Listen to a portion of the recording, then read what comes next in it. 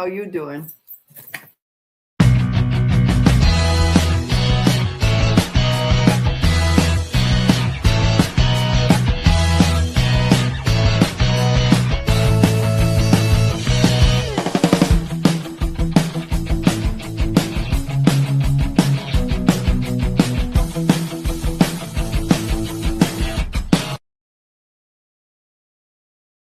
Not on the couch, on the.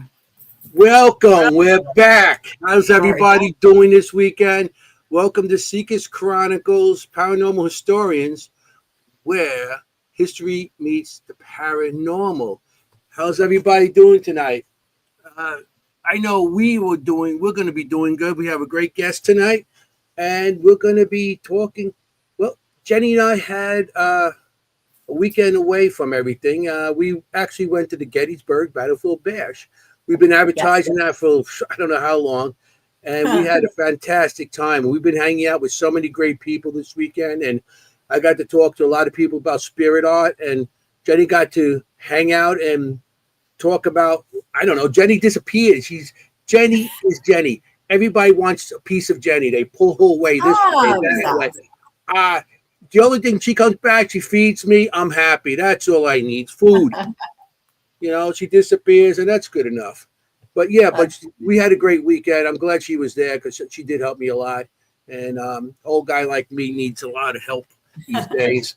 And so, Jenny, I got pictures from this weekend. Oh, good. Do you have anything to say besides me yapping right now? Hi, everybody. Welcome. Yeah, we're back. I'm so tired still. Like, you have to forgive me. I'm like, wake up. Yeah. I'm so tired. Ride back was a horror. I left at about 3 o'clock, and my GPS says I'll be home at 8. And I'm like, okay, I'll be home at 8. Hit the George Washington Bridge, add another hour on. Then I hit the Triborough Bridge. Then I add another half hour. Before I got home, it was like 9:30. I'm like, and I drove straight through. I didn't stop once. Oh, my goodness. That's my bladder was go. I bet. Oh, that's the worst when you think you're going to be home and then it's like another half hour. All my stuff's still in the car. I pulled in the garage. Boop, that was it.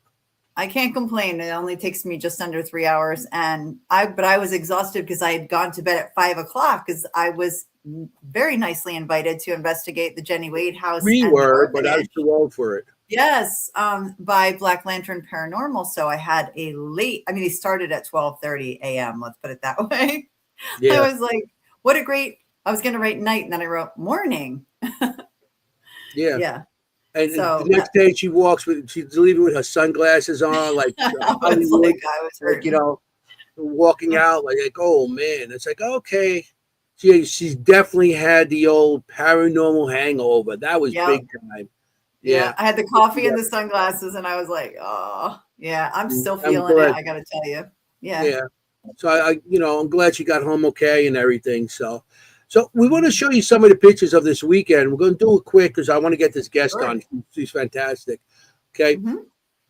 Everybody knows I show my spirit art. So here's one of the pictures.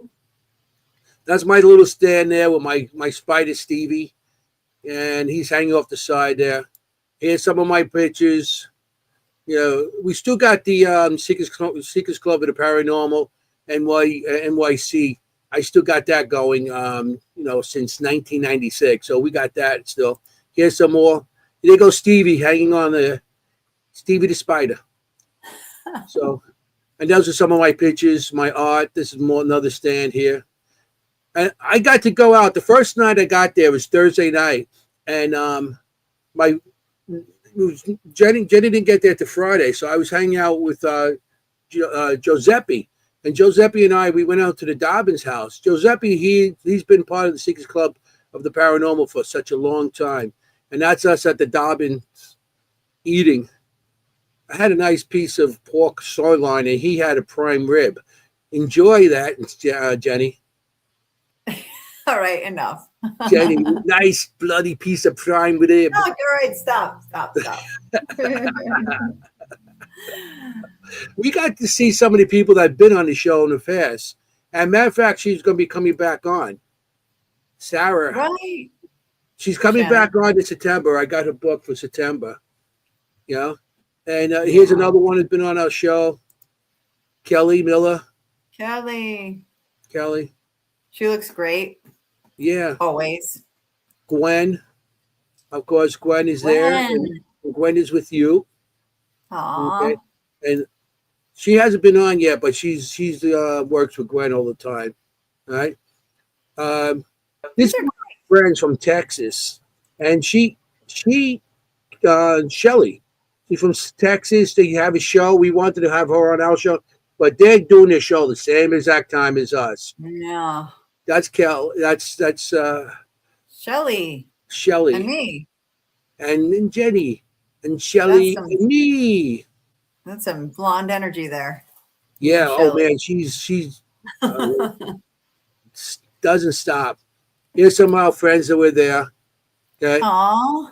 Yeah, that was nice. You know, Bobby Bandorf, Sandra Bandorf, and Tim Dalton, Mr. Dr. Was Dr. it DR60? Dr. DR60. That's a recorder, everybody. DR60 is a recorder. That's what he uses. Here's Jenny with Gwen also. Did I show that one already? Yes, I did. Yeah, you did. That's okay. I love that picture. And it was something too, because my friend Mike King, he's the cop from Ghosts of Shepherdstown? Shepherdstown, yeah. And he did the show, and now one of his co-hosts on the show, and that's Elizabeth, yes, Saint. Yeah, matter of fact, she's going to be in our show too coming up. We got her coming on too. She is coming up. She's a wonderful medium, psychic medium, and brilliant. Something I didn't know about her. She builds equipment. She built it for Death Walker, and she also built it for the Ghost of Shepherdstown. She built it for an engineer, like literally, like an engineer. Yeah, and she builds it. She's very smart. She's a very smart person. Yeah. I need smart women around me because I don't look there, you know. And here's our friend William Casper. Bill Helms, as I like to call him, Bill Helms from Casper. Bill Helmsley. He actually runs Casper. It's a paranormal team, but he also every month he has Casper is also what do you call it? The going blank here. It's a meetup group. It's a meetup group, and he has once a month a meeting at the Shanley Hotel. Right. And he has a group there, and he does things. I actually did my. That's where I first started my my sketching class. I do with the sketching with the spirits. Okay, here's another one. Quick. Oh, that's me and Joe again. The Galvoons. Thanks. Here's Chuck. Oh, Chuck. Yeah. From Chuck's Paranormal. Chuck's wife. And Andrea from Chuck's Paranormal. That's Gwen again and Steve Dills. Steve Dills. All these former guests and friends. Yeah. I love it. Steve Dills, he's one of the people from the Hanover Tavern down in Virginia. He's actually part of the board of directors down there. So he gets all his stuff together down there with that. So we had a pretty good weekend with everybody, from friends to new friends and everything. So it was a good weekend to hang out, you know. Yeah. And Jenny did her investigation. And did you get anything on that? Oh my goodness, yes. I mean, that orphanage is no joke. Even I've been doing this over 25 years, and that orphanage is no joke. Mm-hmm. Like that's some serious activity there. Yeah, you got to. Who'd you do it with? I did it with Skylar Parakit, and you know Skylar. She's been on our show. And her father Chris, and also Chris, who was running it? Black Lantern. Yeah, I said that. Black Lantern Paranormal. Yeah, they're going to be hosting the Parajam at the end of August. And I'll be there. And maybe me. Probably me. So that was our weekend. I think we had enough talking here. See, Yeah. I have so much coffee. Look, I have a whole gallon of coffee right now. That's my whole I've had full about black 10 coffee. today. Yeah, it's all catching up to me. So I'm like, now I'm just running on fumes, but I got this. Yeah.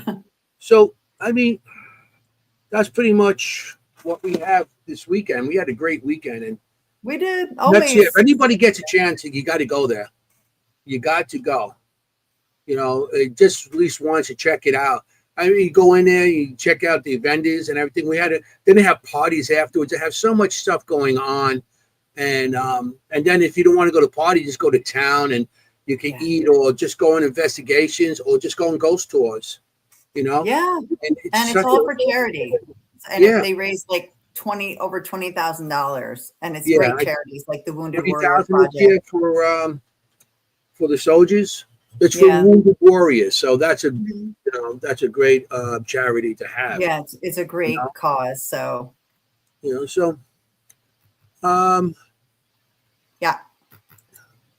we have a guest, Mr. Gallo. How you No doing? way. How Here you he been? is. How you doing, Bobby? Mr. Gallo. Hey.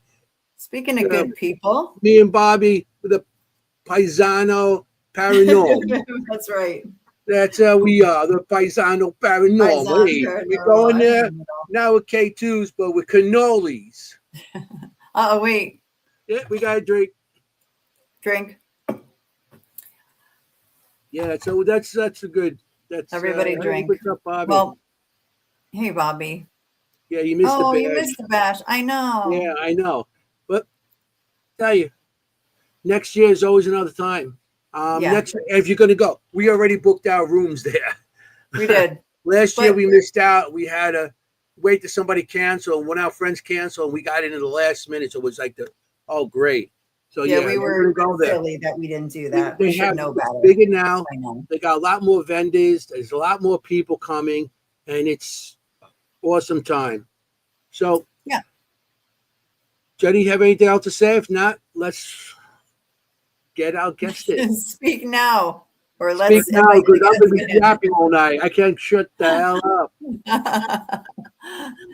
No more coffee for you. Yeah, I know. Back to the Red Bulls. I was trying to sleep before this. It was like, it didn't work out too good. Oh, my God. It was one of those days. You know how it is. Okay, wait, real quick question. Sorry to our guest. Did you get the room you had a couple of years ago? So I did get that room 2 years in a row. I did ask for it after that. And I did investigate it again, and it was really active again. But this year, I decided to move up to the fancy side. The fancy side's much better. It doesn't smell like pool. It's just different. It's fancier. So I decided to stay on the other side this year. Yeah, but I did get to the ice house, just stay the aspect. So so maybe next year I'll ask for that room. I wonder who did get that room because. Yeah, I know people that have activity that were on the second floor of that hotel. They were seeing. I'm not surprised. They were seeing shadows, and they were seeing people at the end of the hall that disappeared and stuff. Because of course, they came to me and told me the stories, which I'm happy. Yeah, I'm not surprised. That side of the hotel is crazy. So I took a little break this year so I could get some sleep and not get beat up. So all good. Right. So let's bring our guest in. She's gonna fall asleep on us if we don't bring her anytime soon. I know. It's time. All right. Well, we have been really looking forward to this show for a while. We have mentioned it to people that we were having her on. So tonight, without further ado, let's bring in spiritual healer, Dr. Gina Marie. Welcome. Hello. Hi, everyone. There. How you doing? My Italian friend, I'm good. You wouldn't know. Yeah. Buono. Gina's just Waldo over here. So are you? I was gonna say, with a name like Gina Marie, I thought you might be Italian. Yeah. I know every time in my family, middle name was Marie, or their first name is Maria. Right. Yes, it has to be that way. I do have I'm 75% Italian, so I have my grandmother that is Irish and German. So I got that little 25% in there. Okay, that's good. Keeps it So interesting. you do your spaghetti that it's boiled, so like the Irish, and then it's soured. It's like made like sauerkraut, like the German. No, if you mix Yes. it all Oh, yeah. together with the sauce and everything, no. But my grandmother, was married to my grandfather, was from Italy. So she pretty much turned Italian. Yeah. Yeah. No, I know that feeling because I'm not Italian, but I've been married to one for 30 years. So you start to assimilate. Yeah. I have 0% Italian, but It Yeah, she talks becomes, with her hands every so often. You guys see it, like, hey. yeah. yeah. Yeah. So That's very I guess being raised with my Irish German grandmother with my Italian grandfather, they used to fight a lot and insult each other about the stereotypical things. And I used to be like, I'm both. You're inside. Like they'd say things, and I'm like, you're insulting me when you're insulting them. I bet they were super in love. That's just how they show it. Well, I don't know about that, but let's see. Yeah. My grandparents used to they used to yell at each other in Italian, so we didn't understand them. So I said, "Can you teach us Italian?" And they said, "You got to learn the English first. You got to learn the English first, then you speak Italian." I still don't speak Italian, so I guess I didn't learn English well. Well, I was you embarrassed. hand Italian. I That didn't hand want signals.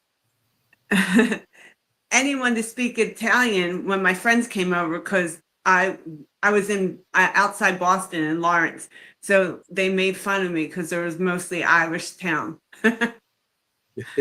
Yeah. So I didn't want to be the foreigner, the guinea, all those words they'd say. Oh, yeah. I grew up in a place everybody knows, Glendale, and as I was growing up, it was mostly German and Irish.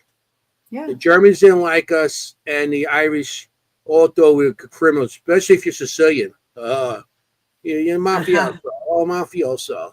And I mean, I grew up with all that, and it just toughened me up a little more, Yeah. Mhm. Yeah, For that's sure.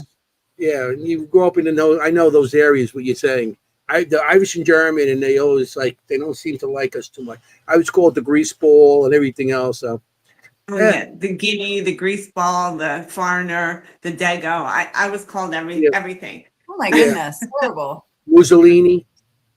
I wasn't called. It was, Really? Yeah. Mussolini, Okay. you're Mussolini. I'm like, Not very nice. Okay. Not very nice. I said, and I used to tell the German kids, "Oh, you're Hitler." Hey, what do you want? Bullied.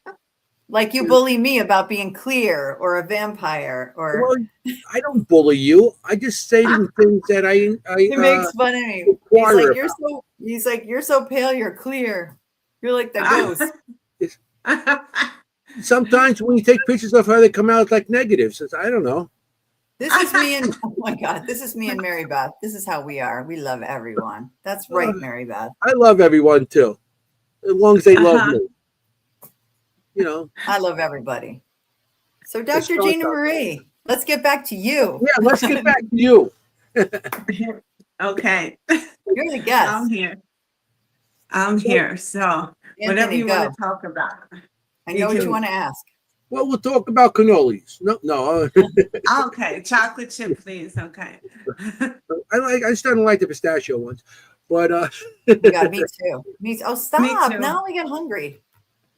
I like the pistachio ones. So good. We end up talking about food. We start on the paranormal. We're starting with always food end up talking about food. It is storming where I'm at. I just heard big thunderclaps. Oh, really? Here too. Really bad. Yeah. Really, really bad right now. Yeah. So how did you how did you realize, because we read your bio, but how did you realize that you have the abilities? And if you want to share, I know your grandma told you a couple things, but I think would you want to share how you started or how you realized it? Share your backstory a little bit. Yeah. So I'll go back to as long far back as I can remember. So, you start getting memories around 2 or 3, at least, go back that far. My mother was killed when I was a couple months old. So I was raised with my grandmother. And she said, I would always cry in the night and say, everybody's watching me. And she just thought because of my mother being killed when I was a baby that I had something going on. But since I can remember, as soon as the lights went out, everybody would be coming in my room. And where my room was back then when we were living in New Hampshire, it backed up against like woods and stuff. So I would feel they would be coming in the back window and coming in the side window.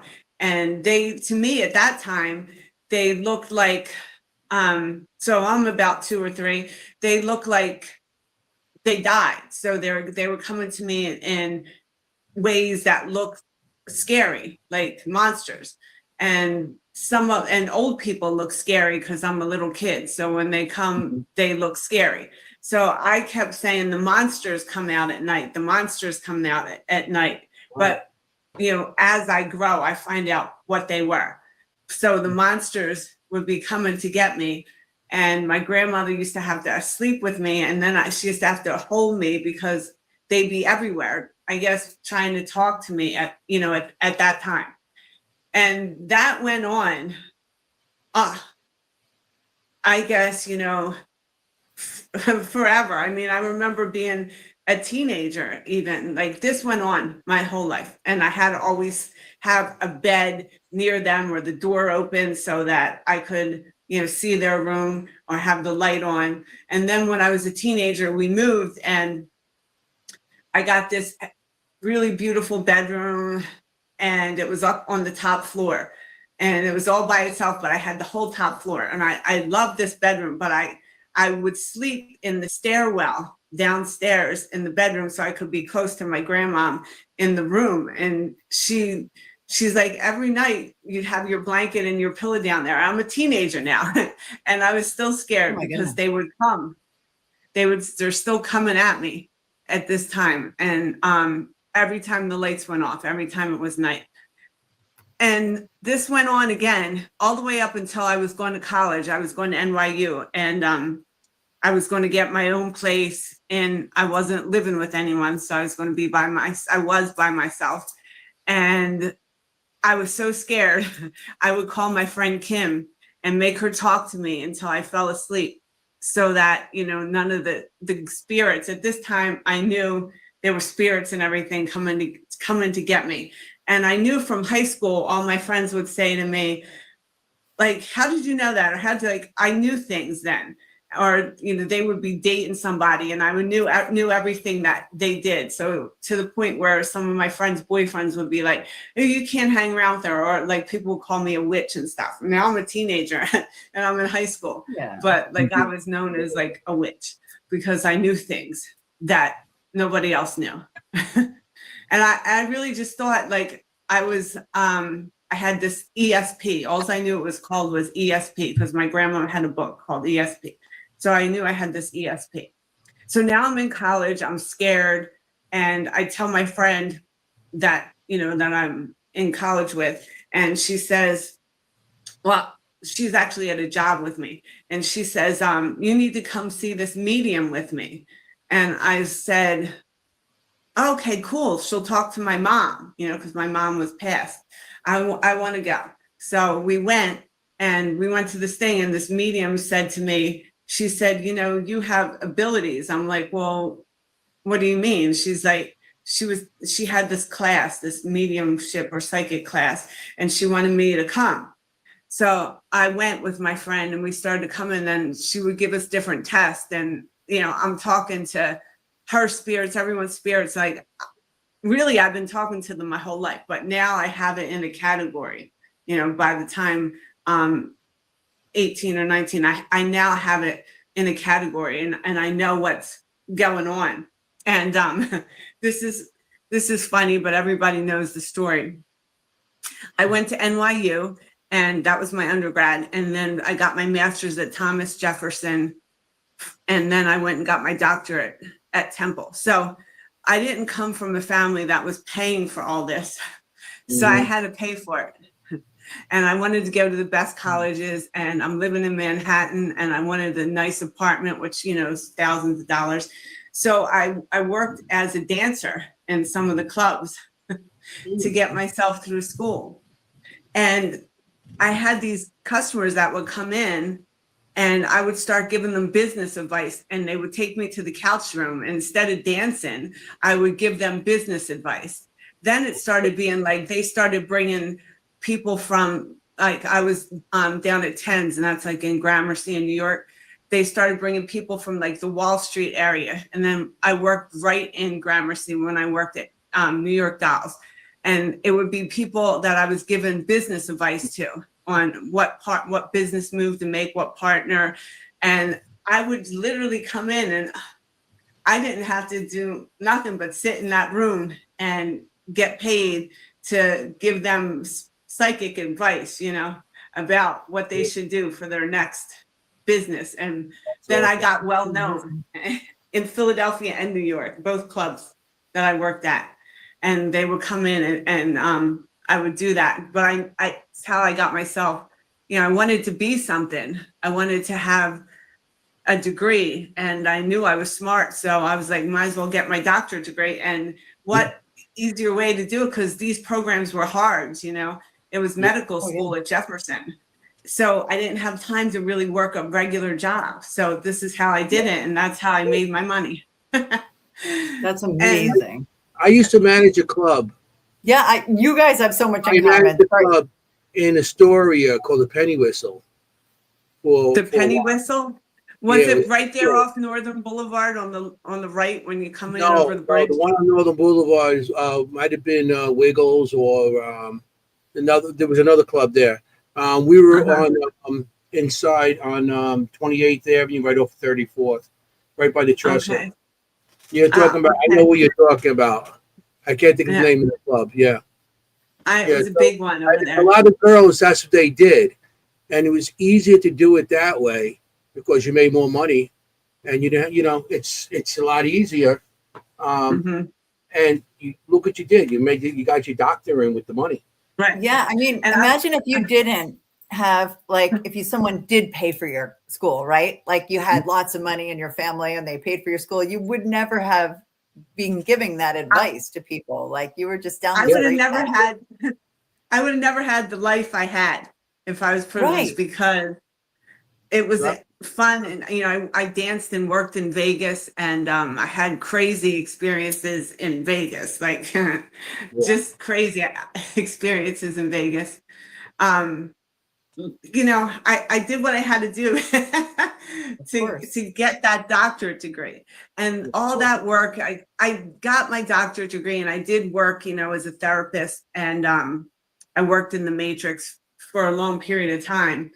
And then in 2013, I decided just to have my own business and just do the mediumship and do the galleries. And then I got involved with Ghost Hunt, you know, USA, and I started leading the investigations.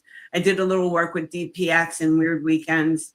And I like doing the investigations, but like you guys said, you know, you're exhausted. You're there all weekend. And so, you know, whatever heck time you're there, you're done in. You gotta make sure it's sets, and you have to be on at certain times. Yep, I know all that. It was a lot. I was the one that used to break the chops. So I really loved my investigations. Crescent Sanitarium up in Pennsylvania. I remember it was my first investigation, and I wanted to do good, you know, because I wanted to be the lead investigator. I always had to be the lead investigator. I wanted to do that. So I'm like, okay, well, I'm the medium here. So when I went in, I started making friends with the spirits. And I met this one guy. He was outside one of the cells, and he told me his name was Walter. And I was like, hey, Walter, will you be my friend tonight and do everything I tell you to do so I look really cool? And he told me he would. And I said, so I'm going to tell you what to do and you're going to do it. And he says, okay. So I'm like, hey, Spirit, I'm doing my thing. We used to always open up to Amazing Grace, and the prisoners loved that song. So anyway, I would say like, well, really? At that time, I can't remember that. I was like, you remember that? Amazing Grace is a prisoner song because we do a lot of prisons. So. I did. Well, I did other prisons, but I like Burlington County Prison too. Mid-O, I was at a whole bunch, but it's not my favorite. There's a lot that went on there. But anyway, at Crescent. So I meet Walter and I was like, spirits, can you let me know, bang on the pipes, and Walter bangs on the pipes, run the water. He runs the water. He does everything. Like that night, I was like, Walter was my buddy. So then I told the other investigators about Walter, my buddy, and then everyone got to know Walter. And then somebody looked it up and there was an actual Walter that was, and even though I've been doing and talking to spirits pretty much my whole life, when I get confirmation, I'm still like, I still get excited over it. Yeah. And I just had the greatest time. When I went to Crescent, which was a long drive for me as well, and long because we were there freezing sometimes because it's outside. It was just freezing or sweating to death, just depending. And usually I was at the End of Life building. But I started moving over to the chapel before everything happened at Crescent. And one time we were in the chapel and I was in front of the stage where they had the Bible and stuff. And I was talking to my people out there and dead to talking to spirit. A water bottle comes flying from behind the stage and crashes. Out of nowhere, this crazy water bottle comes in and crashes. And it just went from there. It was a crazy. So I fell in love with investigating. That was like a new thing for me to investigate, something I really loved. And at that time I had a radio show with Girls versus Ghosts. It was called the Dr. Gina Show. And I truly loved that. We used to take call-ins and I didn't do mediumship because it's hard over this type, but I would do, psychic and guidance and things. And we had callers calling in and I really loved that too. Out of everything I do in the spiritual world, I love everything, a different aspect of everything. And then when I just went through this cancer thing and, I faced death a couple times, like, God is good. I really, got close to God again because Jesus got me through it. Like I was in the hospital 6 months, 5 months, all by myself. I didn't have anyone with me. I had a relationship at the time, but I ended it because I couldn't handle a relationship and go through that. And I just was by myself, literally by myself. So it was me and God and Jesus. And I wanted to honor him because of everything. And I didn't want to do what Deuteronomy says, or that lady Doreen Virtue talks about not to do. So I tried to just say, okay, well then, if you don't want to call me psychic and medium, because that's against what, let's just call me a prophet, a seer, words of knowledge. I just switched the words around. So now I'm okay within the Bible. And, people still at the church, they were against me and stuff, but I stopped going for a while because I didn't want to be that person. But I realized, what, these are God-given gifts they give me. And but this pastor had said to me, 2 pastors actually, was like, you were given gifts. And I was like, finally, like these are gifts from God. This isn't because I'm conjuring up some witchcraft or anything like that. Cause I'm, like you introduced me, I do spiritual healer, but you didn't ask what for am it. I really? You didn't ask for it. It happened. Right. Yeah. So what am I really? A psychic medium, a healer? I get worried about healing people, but I through God, Jesus, I've healed so many cats, so many. Like I'll turn my camera around for you guys for a second just to get a little look-see. Can you see them? Oh yes. Jenny's in her glory right now. I am. Typically, I have little foster cats all over the place during the show. Look at that, Jenny. They're just like, hey, just leave us alone. We don't want to be on camera. Hey, what are you doing? They're like, no pictures, please. I think they really like you. 1, 2, 3, 4. Because all 5, they're all here, man. They're all chilling. They're listening to us. They know I'm a cat person.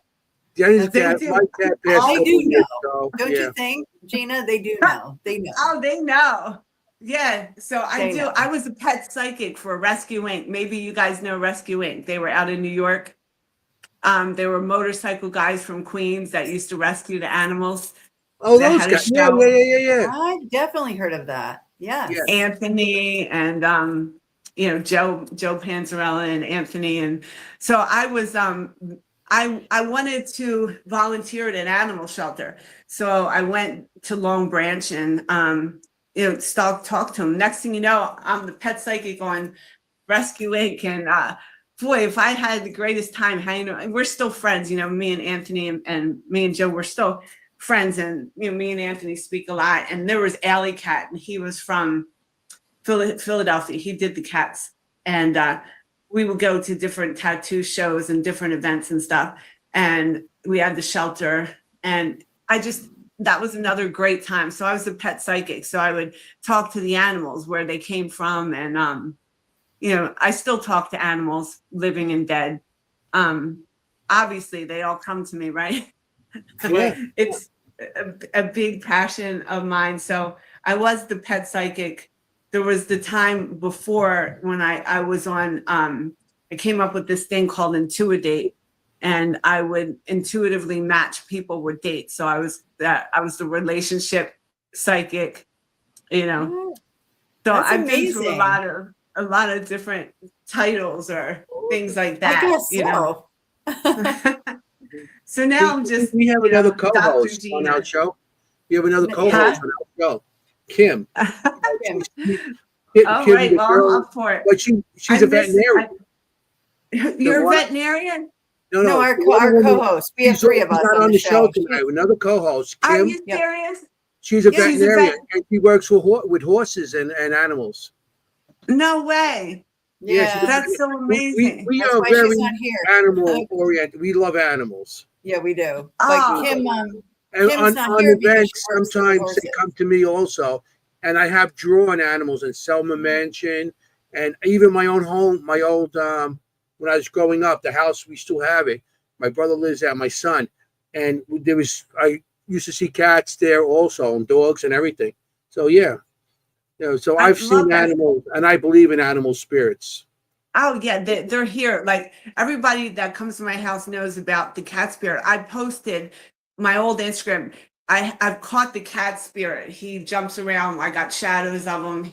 He's here. He meows. I got him doing everything. So I showed this to our co-host, but audience, see my thing, crazy cat lady. This is funny. Somebody left this on my porch. Okay, I didn't know who did it. And I was like, okay, they all hate me in this neighborhood because I feed all the stray cats, and the ferals, they hate me here. And I don't care. Doesn't matter. I was like, somebody left me crazy cat lady. Isn't that nice? Well, it's my favorite. It's my favorite mug here. I found out the guy down the street did it. He's a cool dude. But at first I was like, some jerk sent me this. Right. You were thinking that it was some kind of an insult, but it was really a compliment. Well, yeah, something you love. And that's very cool. That's very cool. I'm definitely animal oriented. Like my husband calls me Snow White because like I go outside and like the squirrels come up and take food from me, and like the raccoons and the foxes and I have skunks, everything in my yard. She's like Cinderella. She's was Cinderella, although Snow White. Snow White. In the park, and the birds land on her. He calls me Snow White. So funny. Snow White. I got Randy, my raven. He literally comes. The neighbors can't believe it. He sees me and he comes down. He stands there and looks at me. Wow. Ravens are beautiful animals. I love them. Randy, he's the only raven. Yeah. That's I got Carl the crow, but Carl brought two other people with him. I got Rocky the raccoon, and he brings every year. He's got a family. I got Neil the opossum, but he turns into a new Neil every now and then. And I got a bunch of squirrels, Chippy. That's so funny. Scraggy. So I feed everybody. All these cats that I've showed you here, these guys, they were all from the alley across the street. These are the alley cats. I love it. And like I said, if you go to my website, I started a non-for-profit to help people with cancer that are suffering like I did, not being able to take care of your cats when you're going through something. Because if I, you take my baby, okay, if someone's going to watch my baby while I'm in the hospital, even my dog, but nobody wanted to watch my cat, and you need to have someone in your house, because when I wasn't there, my baby Germany got sick because he was so stressed out. He was 17. His organs shut down. He had to go to sleep. Leo, this guy over here, he went to urinary tract infection because he wouldn't pee. He was so stressed out. Right. So it's just near to my heart when you don't have someone to help you. And I did it. And I never want to be in that position again. And if I can help people that aren't, I would love to do that too. So my goal is I actually wrote, and there was a book, Tales of the Other Side, and Tales is Tail, Tales of the Other Side, Paranormal and Pets.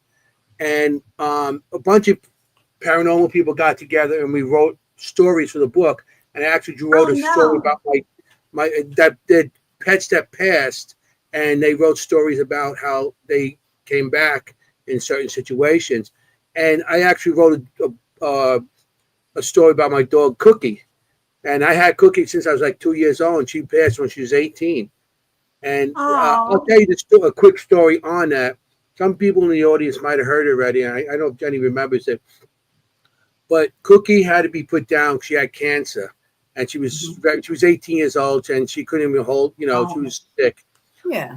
And so it's a couple months after she was put down, because she was a barker. So all these dogs,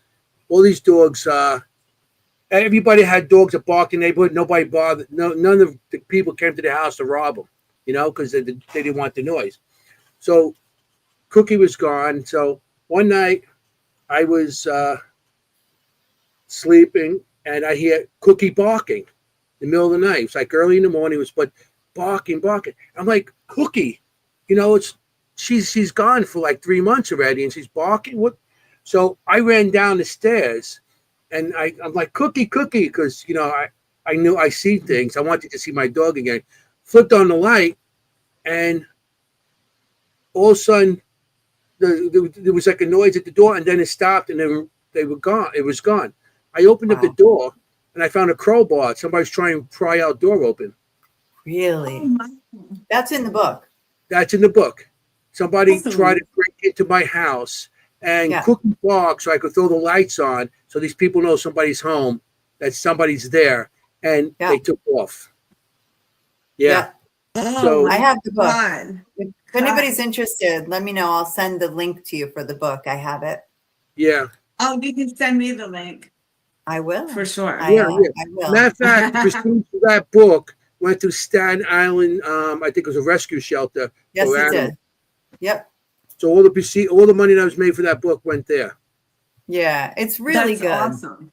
It's really good read. There's other people in for there. my birthday one year. It was really good. Brian Cannell has a story in there. Christy Cesare, John Zaffis actually wrote the intro, and there's a bunch of different people in there in the book that wrote stories. But I thought it was very cool that everybody got together. Yeah. And this is what I have a dilemma with when people say, because I'm in that world where, I am a part of a church, a couple different, churches. And how can you deny this? Like, God, it's just, there's too much here, and nothing's evil. Like, that's not, every spirit we see is evil. Like, Cookie was coming back to help you. Like, maybe the whole family. Yeah. Right. It's just people are, there's a lot of, it's a tough thing that I struggle with too. But, sometimes I'm real strong and I say, I don't care. I'm a psychic medium. I talk to spirit, and I talk to animals. Yeah. So, and I believe in them because, like I said, I've seen them on animals on different locations, even deer and stuff like that. I've seen on the side of the road and everything, and I've seen animals, plenty of animals all over, and cats and stuff. My old cats came back. We had this one cat that he never stayed in the house. He was always out. disappeared for a couple of weeks, then comes back, and sometimes came back with another collar on. Like he would always come back. His name was Red, and he was gone. He would never get. If we try to keep him in the house, he would break out. I don't know how he got out of the house half the time. And when he used to come home, we had the old-fashioned mail slots on the door, and it had a cover on it. He used to lift the cover, bling, bling. Oh my God. You hear so smart. Red They're must so be smart. home. He just hit the cover and just go up and down, like like the mailman's putting it in. But this happened Like all the knock, time. knock. And a couple of times, I used to hear that in the middle of the night, and I said, Really? "Red, stop it! I'm trying to sleep." And I go down there, and of course, there's nothing there. It's like, but yeah, I used to hear that all the time.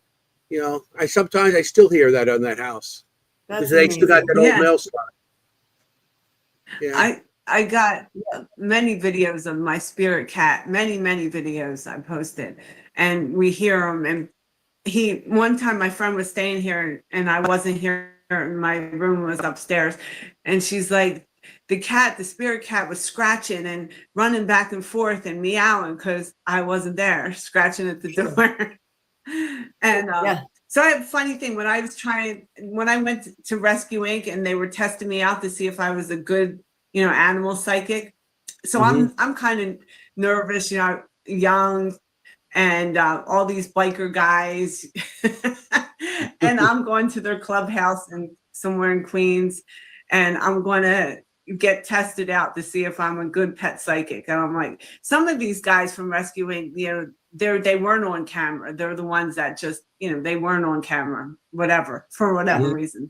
So, I got this one biker, and he says, okay, tell me something, It's just like, he goes, tell me something about my cat. And I was like, well, I said, really, you never liked cats, but then there's this kitten that came and and I just went on about him, like falling in love with the kitten. And I go, and your dog, he opens the refrigerator and he goes, okay, this bitch is good. And then everyone, and then next thing back then I used to do shots of Jack Daniels with all these biker guys. And I'm just like, I'm the new pet psychic. You passed the test. Yes, for sure. I passed the test. I could talk to the animals, and I could do shots of Jack.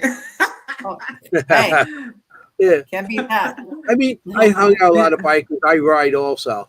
I was never really part of a club, but I especially when I used to work at the club at the Penny Whistle, I used to have a lot of them coming in, and friends, and I used to make my doormen because they were big guys. I was like, my place was safe when they were there. So, yeah, and I knew a bunch of them. They would say pit bulls and different animals, and and they're such sweet guys. And they come in like this, everybody's scared. They'll like run, talk to one of them. They're nice guys. They're regular guys. Yeah, I had so many great memories with every little thing I did in life. Yeah, different things, and definitely holds a place in my heart for sure with those guys. So much fun. And you probably felt so safe around them too. Yeah, of course. They would have taken care of you. Yeah, for sure. I want to show you something. Well, okay, sorry. If I need to call Big Ann up and just tell him, man, guys are not doing good, that he'll come. I want to show you something that we've seen this weekend at Gettysburg. And it was cool. And it was like one of our friends brought. It's actually, look at him. Oh my goodness. Okay, that's a 2-week-old French bulldog puppy. So small. Oh, they're babies. They're little babies. It was so. I mean, look at it compared to her hand, which is like the size of my hand, really small. Oh my God, it's so cute. Only like a couple inches, and it was so impossibly cute, Gina, that it didn't even look real. You know what I mean? It looked like those are like all my friends that have these little babies. They are truly like babies. Those French bulldogs, they're the closest thing to a baby pit bulls too, I believe. They were beautiful, and just so yeah. I couldn't take my eyes off of them. They were so impossibly cute. You know, like they didn't look had a real. whole cart, like a cart they With put a dogs pram, in. you know, with She had a whole cart. with- She had like 6 or 7 in there, and she just, they took them because they had the dogs with them and everything, I guess, to feed them. But she had them there, and people were like, "Oh, oh it was like, my oh man, goodness. I 8 wanted of them. to- 8. I love, oh my, I love them, but what are you going to do when you got so Yeah, I many know. cats? Like this is my boy No. right here. He's the king. This is Leo. That's see why. Leo? Leo, Hi, Leo. what's So up, cute. Leo? Leo is the king. He Leo the doesn't want lion. any more cats. That I makes take sense. them in. No. Yeah, I take them in and I fix them. I found homes for a few of them, but he won't allow anymore. He's at his limit now. These He's are like, all no. from his alley cat gang. These all he was raised with all these guys in the alley, but It's no his more club. outsiders. I love it. I love Jenny, it. she's a Leo also, Jenny. We're Leo. Oh, you're a Leo as well. Your birthday? Yes. Your astrological 11th. sign? Oh my gosh, I'm surrounded. 11th and I'm the 13th. Yeah. You Yeah. two, have such similarities. I mean, let's go back to the beginning. Sorry to change the subject, but going back, you guys have that similarity in that Anthony was like 3 years old seeing spirits as well, kind of thing, and not knowing, and not being able to talk about it, right? Like not knowing, that kind of thing. I mean, especially if you grow up in, like he grew up in a, not a strict, but a Catholic Italian family, you couldn't really talk about that kind of thing. So what about your grandmother? Did your grandmother have abilities too, if that's not too personal? Yeah. Yeah. So so my whole family did, both sides. My mother's side and my father's side did. Oh, but, wow. back then they weren't really embracing it because my grandmother, had my mom, she wasn't doing that, but she definitely had abilities. And my mother, supposedly, like I said, she died when I was a couple months old, but she definitely, before she died, my grandmom said she kept saying someone close in the family is going to die. Someone close in the family is going to die. Oh, no. And that was her, but she did. My uncle did. All of our power went out. So you can't see me anymore. No, I hear you. I keep muting because of the wicked thunder and lightning here. It's really bad. This we can hear you in our though. town all the time. And it's too damn. I don't have my air condition. They better fix it. They better fix it soon. Yeah, we can hear you, me, but there's we can still hear you. Possible way. Let me see if I open the curtain a little bit. Yeah, it's really bad here now. Yeah, like, she's having a bad storm with whole block is I don't think I have anything yet. Really? This is so bad here right now. This is happening too much around here. I know the chat. Everybody's like, "Is that lightning, Jenny?" I'm like, "No, I'm just low." It's Jenny. There we go. Just me. Hello. I'm just pale. You can. Oh my God! It's so creepy. I love it. It's okay. She's like, it was a dark and stormy Hold it into your chin. You look like, that's cool. Ooh. Okay, that's fantastic. It doesn't. This is great, right? This is so spooky now. It's so good. You look like you're about to tell a ghost story. It looks like you're going to do a seance or something. I love it. That's fantastic. Crazy, remember when you were little and you would hold the candle under your chin and be like, this is cool. Hey, God, when I think back of what I used to do in my attic when I was little, and there's times where I feel guilty over, light as a feather, stiff as a board, Bloody Mary, all those things, the Ouija board and stuff I did. And I talked to my friends that I was friends with at 5, and they're like, yeah, you were always going, okay, let's do and I'm like, oh my God, everyone else is doing pin the tail on the donkey at their parties. And I'm going, pull out the Ouija board. Yes, me too. Me Yeah. too. And oh yeah, definitely the Ouija board we did. And what was the other thing you just said that totally I did it as well? Light as a feather. Light Yeah, as a feather, yeah, stiff as a board, and hmm then we would raise the people. yeah, That was totally. that was And Bloody that was Mary. Oh, pretty fun. I would always be like me, and go in Yeah. front of the mirror and Oh my like hope God. it really happened. And she Yeah. prepared. I'm asking for Jesus to protect me. Don't bring her here now. But how about that Shanley Hotel? How I about know, that poor things mirror in the in the dark. Shanley? Yeah, How about the mirror in the Shanley Hotel? yeah, yeah. That mirror where Yes, you look in it. the That scrying mirror. that Yeah. thing is crazy, like for sure. Yeah, they For actually sure. got And then they took pictures of that.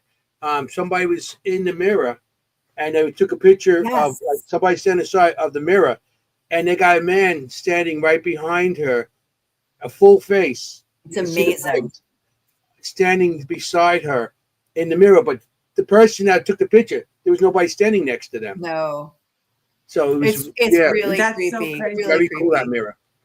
That mirror really does Yeah, things. that I have a picture of myself and it looks like my eyes are completely white eye, like, the whites yeah. only of my eyes. It looks like my eyes just rolled back in my head. It's so creepy. I don't even like to look at I it. don't know if like uh, all the places I investigated, they were so crazy. Like I spent so many weekends at The Conjuring, Mm-hmm. and Yep. I don't know if I would go do that again. I don't know.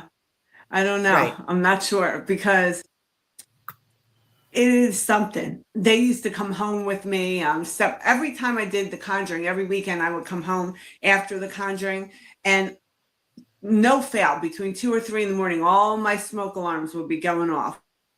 Oh, really? Yeah. I Not good. got crazy tapes like from my security camera. One time, I was taking the trash out and I was talking to my friend Angie on the phone, and I thought Leo got out when I was taking the trash out because I was on the phone not paying attention. I said, "Ange, man, I think Leo got out. I got to call you back. I got to go over the camera and look." So I was looking, and when I was talking, I was talking to Angie, and I hear myself say, "Wow, oh my God, this is so boring here, Angie. I got to get back to New York," right? I said that to her. So when I'm reviewing the tape, you hear me say that. I was looking for Leo, and then I heard, "Oh my God, it is boring."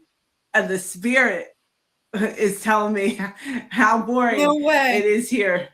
And I got Wow. that on tape. Like, it's so crazy. And then the spirit was like, I stood up and I was walking into the kitchen, and spirit whistles and goes, "Hey, baby." In my house. Don't you I love got so many those? videos in my house. Things happen in my house. I want them. Oh no. Oh no. Can you hear us, Gina? And she's buffering, so it might not. Oh, okay, But okay. it's very interesting how I know. I'm like, no, don't yeah. go. Oh Oh no, I hope we didn't lose her. no. Sorry. Bless you. Oh no. Why Hope am we I didn't lose her. sneezing? That's weird. It's a good show. What's She's going on here? stories and everything. So Excuse I'm me. enjoying all this.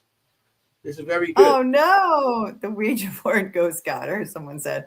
No, Yeah. no, trust me, it's wicked out there. Lightning, thunder, rain. It's like really bad. I'm waiting for mine to go off. It'll just be Anthony. Hey guys. Hey, oh. What's up? Hopefully she'll be back. So, yeah, it might be her internet and stuff. She has a bad storm. She said it happens a lot over there. So hopefully she It's comes so bad back. here right You now. sound like- Like I said, She's so not bad. too far from what do you call it? White Hill. Oh, You hear me? really? Like Hillsborough. Okay. Yeah, she's near there. That's why she went to White Hill a lot in Burlington. Yeah. How did I never see her? I mean, it's odd. Yeah, I know. I know. I mean, I feel like that's so close to me. And Burlington, I agree. It's a good location. It's a good location. It's a small location. You can't go there with a lot of people.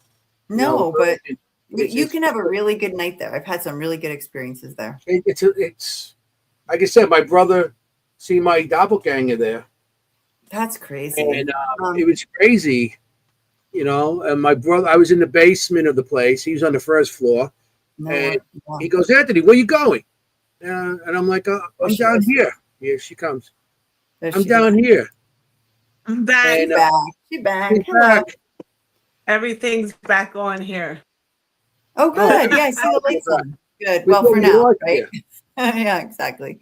So he was just saying you're near. Are you near Phillsborough? Where are you? You're in that area, Mount Holly. I'm like, you look out my bridge. I mean, I look out my window, and it is Philadelphia. I'm 10 minutes from Philadelphia. Like, okay. I'm in South Jersey. Okay, I live in Somerville. Yeah. New Jersey. Okay, so you're like right in this. Yeah. Right in the center. Right smack in the middle. Yeah. Uh-huh. If you believe Central New Jersey exists. I am about an hour and 45 minutes from Manhattan, 10 minutes from Philly, and 45 minutes from Atlantic City. Totally get it. Yep. So in a good place. I'm right in the middle of them. Like it's equal. I know sort of Somerville, but it's kind of off the turnpike. So it's not like, if it's not an exit on the turnpike, I don't really know it. I gotcha. But I know it's somewhere over there. I recently, I've been obviously to White Hill Mansion many times and Burlington Prison many times. You were mentioning that before. That's not far for you. No, those are very close, like 20 minutes, either one. Right. Either distance for me. And I really like both of them. But again, they're great. I'm not a part of any paranormal team now since Ghost Hunts, dissolved. And so I'm not a part of any team at all. So I'm not doing that really. If there was a cool if we go out there, we'll invite you. Well, come with us. Yeah. Like if you go to White Hill or Burlington, definitely. Like even Selma Mansion. You're not too far from Selma Mansion. Selma's kind of far. Is it? Selma's far for me too. Yeah. Everything's far for me.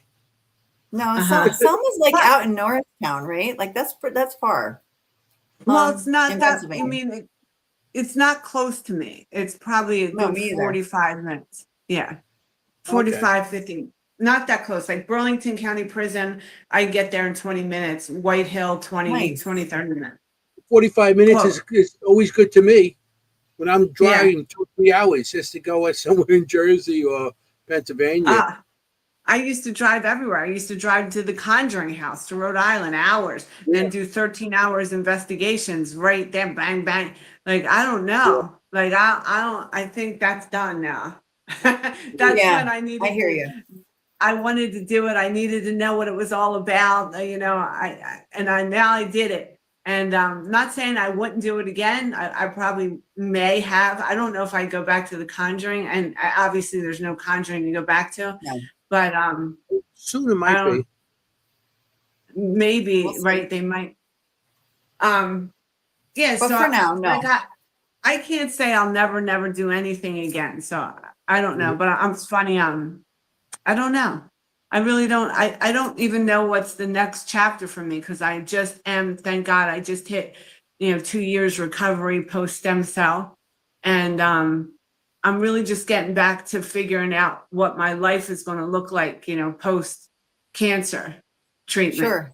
Sure. And it's hard to look deep into that just from my own experience with it. Like it's hard to look far into the future. You know what I mean? Did you go through something? Yeah, breast cancer. Yeah. I have metastatic breast cancer. So so it's like it's really hard to look too far ahead. I totally get that. And then suddenly when you take a breath, you're like, okay. No, I'm good. I'm stable. What am I going to do? Yeah. Kind of thing. Right. So I get it. Yeah.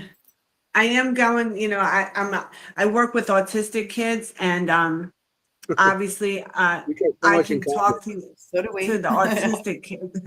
I talk to their soul. Autistic children. We both have adult. They're very similar too. Yeah. I'm a full-time caregiver. So yeah. You both, well, that's my other. I have my passion is speaking with spirit, saving cats, and working with autistic kids. See, she fits right in with us. huge passions. So I am going back to work in the school district in Camden, which is like, not rough. the greatest area. So that's what I love, because I worked in the Bronx schools, I worked in the Philadelphia schools, and I really can help the kids. And so I'm excited to do that again. Good. But for sure, when I worked in early intervention in the city, I was known as like the Upper East Side. Everybody wanted me as a therapist. And some of the parents knew because they were spiritual. And they're just like, you got this special gift, like, because I could hear the autistic children talk. I went into their soul, and they tell me what they didn't like and what they liked. And, I would be able to say when they're going to walk. I was able to help them on levels that a regular occupational therapist could not. And I wasn't able to tell all the parents, but some of the parents just caught on because I knew too much. If you know, you know, kind of thing. Like if you know, you know. So in the chat, we had the question, what is your degree in? Okay. So I got my undergrad degree in exercise science and psychology. And then I got my master's degree in occupational therapy. And I got my doctorate in rehabilitation medicine with a concentration in sensory integration. And so I'm a black belt in jujitsu and the Renzo Gracie Jiu-Jitsu. So with that, when I got my doctorate degree, I did a research study with jiu-jitsu and autistic children. And I showed how, the deep pressure sense for a certain type of autistic children, how it makes such a difference. So I used to teach children with, sensory integration disorder, jiu-jitsu. Yeah, that's amazing. My daughter is definitely the sensory seeker. She likes that. She would love that a lot. Yeah, she might really love that. I taught that in Queens at Renzo Gracie Astoria, and then I taught in here for a little bit down in this area. And again, I don't know what everything looks like. I don't know what's next. I don't know. I'd like to have another show, a radio show like I used to have, where people can call in and ask questions. I like to be a part of helping people and interacting as much as I can. That's why I'm excited to help the kids again. So, well, I don't really know what's next. I don't know. That sounds fun, though. Someone invites me to go do something, I might do it, but I'm not tied into anything right now. And I've always been tied into something. Even this job, I'm helping the kids in Camden. It's only I'm taking a maternity leave for someone. It's temporary. Right. But we'll see. It's hard. I can't figure out exactly. I'm still trying to live life again. Sure. Oh yeah. I mean, survivorship is a big thing. Someone should do a doctorate on that. Like, honestly, like survivorship is one of the hardest parts, I think. Mm-hmm. It's, I got big survivor guilt that I've been going through this year, because the people that I've known, that one in particular, he had the same diagnosis as me, and he had grown up across the street, my uncles, and losing him through this difficult. And then my cousin's best friend, like people close to me, that I said, what, God spared me for what? Because I had this friend that said to me, she said, Gina, if you die, you're lucky you don't have any kids, because it won't matter as much. What? And I was like, she said, we're no longer friends. No longer. No, this is why we're going through everything. I said, I don't have kids, but I got a goddaughter. I got kids, my friends' kids. I got, cousins, little cousin. I have kids. I help kids. But she said that to me. I mean, I have worth. I would have been like, I have worth without any of that, kind of thing. We all do, right? Yeah. That was like, okay. But so that added to it. And then my sister's mom, going through this cancer journey, I don't talk to my sister, my sister's mother anymore, because they're very Baptist. They started with the whole God's punishing me, pretty much saying I got cancer because I am a psychic medium, whatever. Because you used a Ouija board when you were 5. Yeah, come on. Yeah. So I know, I hear that too. That's craziness. they're X'd out through this cancer journey, and it's been about 3 years now since it started. 2 years of intense like treatment. Now I've been out for 2 years, I thank God, but I lost a lot of people that really showed me who they were, and plenty of times I was just me, and that's when I really got close. And I had the pastor, and she would come and pray with me, and I didn't have anyone, and I was pretty much asked out. I didn't have anything. Yeah. But so I do go back with, why am I here? Yeah, for sure. You go through a lot afterwards. I totally understand that. Nobody prepares. You're so guided through that cancer journey, and then nobody prepares you for what's next. When you can finally take a breath, you look around and you're like, what do I do now? I don't know how to do now. Right. I almost didn't know how to live, and I'm stuck down here in South Jersey. All my adult, since I was 16, moved there at 16, all my friends are in New York, or a lot of them have left by now and went to Florida. But I didn't have any nothing. I had a cousin that was around for a bit, but then everything just happens, and I realized, man, I just got myself, and I gotta create my own communities, and wherever that be, my own families, because I got let down so much. I don't even know anymore. I get it. I totally get it. It really does bring. If you ever need anybody to talk to, we're here. Yeah, we're here. We understand. We understand, and she went through hers, and I'm going through mine right now. So, we understand what's going on. Yeah, I think if you get it, you get it. But we definitely get it. Listen, if you want us just to listen. We're here. We're here. Thank you. I want to talk to the vet, because one of my ferals here, he's got hair mats. He hurt his jaw while he was out there, and I got him in, but he won't let me pet him. And I need to get these hair mats out. Gotcha. No, I got you. I'm expecting 4 new. I shouldn't say it so loud because I haven't told my husband yet. I got 4 new ferals, that are kittens that I'm going to be taking. So I'm ready. I'm ready. It's been a while. I usually take hundreds, and I took a little break, so I'm ready. When I miss it. I miss it a lot. Yeah, so I was in the hospital, and it was my hardest thing. I found people that made me drop off some food and stuff, and then there was this angel. She appeared. She disappeared after I got out of the hospital, but she was coming to take care of the ferals in the yard. Thank God. And those 3 ferals, I was so worried about them when I was there. They were 3 of the ones you saw, but now they're all inside, all of them. They're all chilling. They're all like, I'm on the podcast tonight. They're all like, hey, we're on Seekers Chronicles tonight. Gina. Go ahead. They like, when I do most my readings and my sessions are on the phone mostly, unless I'm doing a gallery event. I have a certain room over there where I do my sessions. And 1, if not 2 or 3, are always by me, especially if I'm doing a mediumship session. They really tend to come around. Like that. I mean, you're like a beacon. You're like a beacon for animals and for spirit. Their energy might help you, amplify more than it is, because their energy, and then you get all together. I mean, it might they might amplify you also.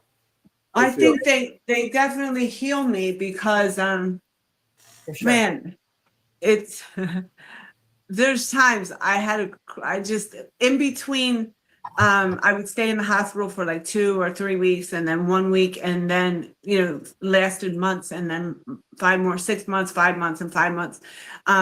So I would get to come home, because you're half dead. You got to recover before you get zapped again. And I just remember just crawling around. I couldn't stand up. I couldn't do anything. And I knew that I would just feed all the cats in my bedroom. And I just lived horrible for those in between things, because I didn't have help. And you're not supposed to change the litter box, but what are you going to do? I'm changing litter boxes. I'm taking care of the ferals. There was no breaks, no breaks, because I had to be strong. And I do think martial arts training for so many years gave me that discipline to keep going, don't give up. Right. Even if That's I the can't word I was breathe gonna and say. I'm getting beat Discipline is up. the word. I need water. You just gotta keep going. So, You don't sound like a quitter anyway. You sound like a fighter to me. Yeah, for sure. When you're getting to school and everything, you're a fighter. And you're a typical Leo. You don't give up. Yeah. Yeah. Don't give up. And, I recently, I'm in Jersey. And like I said, I moved to New York when I was a teenager. So I didn't have my own place in Jersey, really. And now I'm in this house, that my grandma lived in. And the trees and the branches were coming down. And I was like, oh, man, I'm in stem cell recovery. I'm trying to clean the yard. I recently got my own chainsaw because I have to cut up the branches to put out. I'm like, who am I? What happened to, Dr. Gina from the Upper East Side is turned into, I am Gina from, we laugh. So I had this client in New York. She's still my friend. She wound up being my roommate when I got cancer. She subletted my apartment for a while because I thought I'd be back, but one thing led to another. I had to give it up. But at one time, she was, my client, and I worked at this place in the Upper East Side once a week doing sessions. So I met her there and some other people, and they're still my friends, my clients. And she's like, so she knew me as, Dr. Gina doing sessions. And then when we became friends and she was my roommate, she goes, you're just like a regular cool person. You're like Gina from the block. All right. So then it became kind of my nickname is like, hey, when I'm in session, all my clients are like, I'm Dr. Gina. But that's why I liked having my show, because I could connect as real me, Gina from the block. But now I'm in like a really bad neighborhood. Things got bad. So now I'm actually Gina from the hood. Oh my God. I went from Dr. Gina to Gina from the block, and now I'm officially That's Gina funny. from the hood. That's funny. And that's when go ahead. No, I was going to say, speaking of psychics, I was literally just going to ask you this question before, and someone asked it at the same time. So my question was a little bit different. I put it up on the board, a little bit different. Do you feel that like a spirit that's in your home is because of you or because of the home? Oh, both. So I got like a trap. They come sometimes, they visit for a while. They're from different places. This is like a definitely a pathway. So some spirits are like transients that come. Some used to follow me from the investigations. They're gone. Mostly it's my people, my team that come now that are here. My grandmother, my G mom, that's the one I was raised with. They come, they're here. My cats. So, I got a lot of helper spirits that my guardian angel, that he showed himself to me 2 times in life in human form. I got some crazy angel stories. Crazy. It's for another time. I got a lot of stories. You got time, whatever you want to tell. So I'll tell you a couple about my guardian angel. So, sure. So I had asked at one time, because I was like, how do I know all this stuff? Right. I'm like, who is talking to me? Like, how am I getting this? And I heard, just call us the council. Think of us as the CEOs of heaven. Like, we sit on the Akashic records. So that's why I always refer to the journey of the soul, because this is our journey, right, of the soul. Because and when I'm doing sessions, I read from the council, the journey of the soul, but then I have experts that come in. Like I said, when I was a dancer, I would give business advice to people on Wall Street. I don't know that none of this, but when I go to channel, I'm the kind of medium that is, I don't stay connected in my body. Like regular Gina does come in and out and she runs the show. I have the final say. I'll give, opinions, but regular Gina is the one who, runs the show. But I'll go into spirit form and I will connect in the spirit world. And that's how I believe I get such good detail, because I'm really walking on the plane with spirit and hanging out with them in that area. Sometimes if they're earthbound, they come and they sit with me. But if they're not, sometimes I got to go over there and find them, depending, because sometimes they don't always want to talk to me because they'll be scared or, you know, whatever. So it takes me a while, and I'll just hang out with them for a while. So I get all different spirits, but I've been really lately, man, it's all good spirits here. They just want to help me because they're my team. So my angel. So when I was in New York, and I was just left this relationship, a teenager, whatever. To me, it was everything, right? But so I go to New York, I'm starting this new life, and I'm like, I'm not dating any guys. I'm just going to go to college. You know, I was heartbroken from this, you know, teenage thing. And so of course I had ID. So I'm in a club. I'm like 17. I'm in a club in New York, and I'm dancing, and it was session 73. It was actually, I still remember it because it was on 2nd Avenue. And we're all in this circle, and this guy comes, and he comes up to me and he grabs my hand. I'm like thinking, oh, okay. He goes, honey, he's like, honey, don't give up on love. You got so much more to experience. And I was like, oh God, I'm thinking this old guy's hitting on me, right? So I was like, I get him off me. You mean you? And then I'm like, he disappears. That next day, I had met this guy the next day, and I was just remember thinking, I'm never dating. And he wound up being my fiance, and we were together for a period, very significant in my life. But that's a whole book in itself. No, but that's what happens when you say no guys. Like the weekend I met my husband, I've been married 30 years. And the weekend I met him, I was like, no guys weekend. I went with a girlfriend. No guys. No guys. And she's like, I know that guy. I'm like, no guys. Yeah. So then that was the first time that I didn't know. I just kind of thought, whatever. But then 2 or 3 years later, I was crossing 2nd Avenue going down to my apartment on 59th, and I wasn't paying attention. And some guy grabs me and pulls me over, and then he disappears. He totally disappeared. I remember it was the same guy that I seen in that club, and right on my wrist was a monarch butterfly. It's just. And he told me his name was Hector, because later I asked, he said, just call me Hector. Okay. So he is and was my angel. I do have a guide, and he's a big, Indian guide that's with me. And that's amazing. That's all I know for now, because there's other ones, but they're my main people. For sure. So my guardian angel is a male, and so is my spirit guide.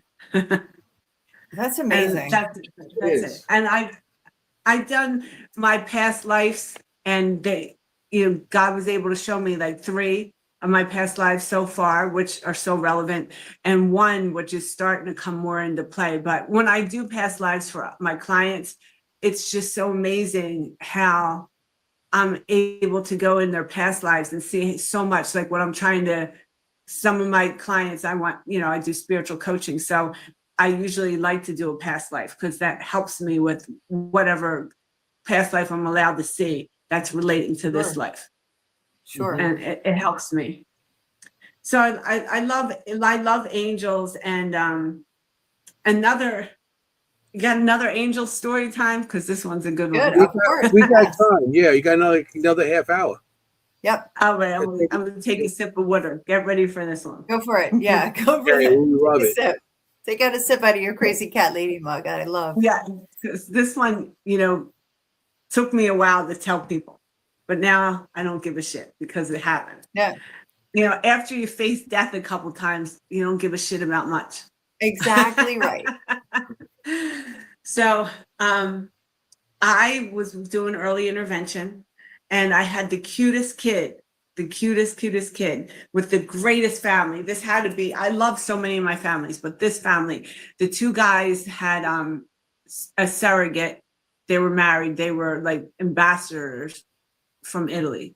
And they were just amazing. They had the greatest on the Upper East Side, the most, I've been in the greatest apartments, but this apartment was by far like my favorite. 3 stories, just super amazing. Like, so I loved going here. Loved it. Loved my kid. He was the cutest kid. He had autism and dwarfism. And he was the cutest kid. I loved this little guy. Loved him. And I loved the nannies. They were from the Philippines, the husband and wife. These 2 guys were just amazing to their people that helped them. And the surrogate was the first guy's ex-wife that had the kids. Like, the whole family was just twisted and embellished in the greatest, coolest family ever. Just great. Child. That's awesome. Yeah, awesome so for the great. kid. Oh, Great for the great, kid. just great. And he had a twin brother, the little guy who didn't have any disability. Yeah, Wow. he was great too. So anyway, so the cute little my little guy. I was coming up into the hallway, and the nanny, she was from the Philippines, so they're really scared of spirits, you know. And she was sitting in the hallway holding my little guy. And I'm like, what's going on? She goes, oh, Miss Gina, there's something in the apartment. It's making noise and the toys are going off and the chair's moving. And I was like, she didn't have no idea what I did, right? I was like, okay, you stay here and let me go handle it, right? So I go into the apartment. She's in the hallway rocking with the kid. And he was 2. He's about 2. And so I go in. He's really cute. My guys too. And I find this little girl in there, and she's playing with all the toys. And I ask her what she's doing, and she's scared. And she said that she was at the park and she was playing, and she wanted to play with my little guy some more. So she followed him and the nanny home. And then she got stuck in the apartment, you know, because she left the park where she was. She said she was with her nanny. You know, she was with her nanny and her sister. So I was like, oh my God. So I'm like, what am I going to do? I said, okay, I know what I'm going to do. I'm going to bring this little ghost girl back to the park, you know, and see if I can find, you know, the nanny. So I tell her nanny, my kid's nanny, I said, this is going to seem crazy, but let's go back to the park, because I'm going to bring this, you know, little girl that's in your house back. And little girl, the ghost girl, held my hand. I got to the park, and I'm like, now what am I going to do with her? Right? I can't just leave her here. And she's all scared, this little ghost girl. She's earthbound, obviously. And a big angel comes, huge female angel comes, and she's sitting on the bench in this park on the Upper East Side. And she's like, give me the girl. I'll take her back.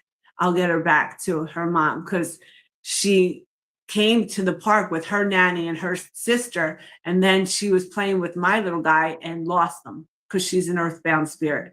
So the angel took her, big angel, and she took her. We went back and there was no problem. Well, that's when the 2 guys, you know, the husbands, they found out, the nanny told them, and they're like, I knew there was something special about you. You knew too many things. And that's it. Then the word got out in Manhattan, and I was like the most wanted therapist. And it wasn't because my paperwork or my reports were good, because they suck. Right. I'm not a good paperwork person. Yeah. Everybody wanted me then. Yeah. Huh? That's a great story. Yeah. It's a great story. Oh, I'm so happy for that little ghost girl. I was worried too. I was like, what happened to her? Yeah, I know. When I got her down there, and I'm like, what do I do with her? And then right then, the big angel, she comes and she appears, and she's like, I'll take her. I'll take care of her. And she took her. Like, how did she even know, the angel, that I was that, you know? And but she was huge, this angel, big white feathers, but she was like an apparition, kind of, you know. I seen her like an apparition. Okay. That's something. That's amazing. Would you be able to cross a spirit over, or is it just? I've never done that. I talk to a lot of earthbounds, and a lot of earthbounds that my clients, maybe their brothers, or I talk to a lot of earthbounds, and I haven't done that because it's their choice. A lot of them, right? Mm-hmm. And then they do get stuck because some of them choose to be here, and then they want to get back and they don't know how. So in that situation, I would help. But not the situation where if they don't ask me, I'm not suggesting, I'm not going to suggest it. But sometimes they say, I just can't get back. And I have, asked for, I don't do it, but I ask for intercession to help them, and they have crossed. I never know exactly how that happened. I just know that I never saw the whole process. I just know that the next time I spoke with them, they were in a different dimension. So it does. Right. Prayers work. So if there's a spirit that wants to get crossed, I just pray, and just like that angel, probably some, spirit, they have transporters. They come and they probably transport them because they're scared. They can't find how to get back. They're stuck in this plane. But some of them, I talk to some spirits that are my people's brothers, friend, whatever, and they really just fine walking the earth plane, being an earthbound. They're still enjoying themselves, and they're good here. Yeah. So, right. And I love that you don't impose your will on them. Like, I think that's really important. I've been around people who are like, I'm going to cross over the spirit. And I've been like, like, maybe not. Maybe that's not. People say, oh, is that something we should do? And I'm like, that's not our job. No, no. And it's so like when people say, I'm going to cross over the spirit, like, you're not going to do it. Like, no. I'm not going to do it. I'm going to ask for, a transport angel. I'm going to ask for, I'm going to ask for God to send an angel to transport the spirit, because I feel that they want to get back. But I mean, we can't do it. We're just a vehicle, just like, I've healed many animals. I can't say I've healed, but God, Jesus has used my hands I've been able to do that. I started just working with my animals, like things where vets would tell me to put them down, but then I just started doing it on friends and stuff. But what I heard God say is that I'm able to do it for people. It's just that I haven't really put myself in that situation in a professional way. Like, I noticed that, like, I will pray, I'll hear about something, but people say, like, this is really what gets people too.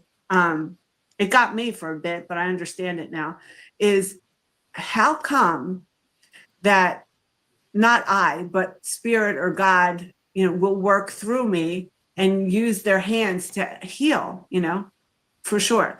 But how come they can't? Well, it's bigger than that. It's just because we have choices. We have some of our souls, we have exit points.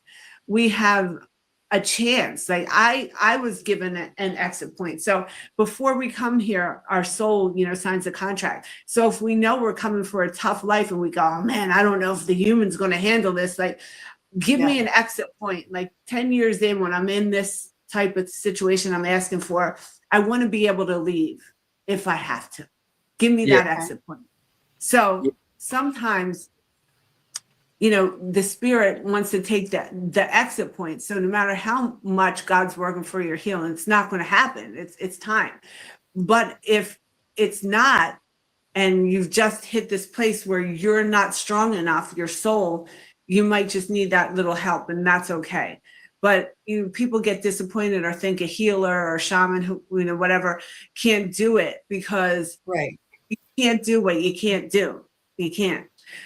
I've also seen people bring the body. I've seen this so many times. Bring the body back, okay? But that soul's gone. And then you're talking to the wife or the sister and mother, and they're like, it's not the same. Well, I've seen souls change. So that soul took an exit point. A filler soul came in to finish that human on the body, but it's not the soul. So there's a lot of differences that the close people are starting to see. It's almost like, they think they're mental, or, they went through a personality change or something. But really what it is they took the exit point and another soul came in to finish that contract, that life. So because that human soul contract had ties to too many people that they couldn't leave at that time. Right. So I've seen that a lot too. You see a lot of crazy.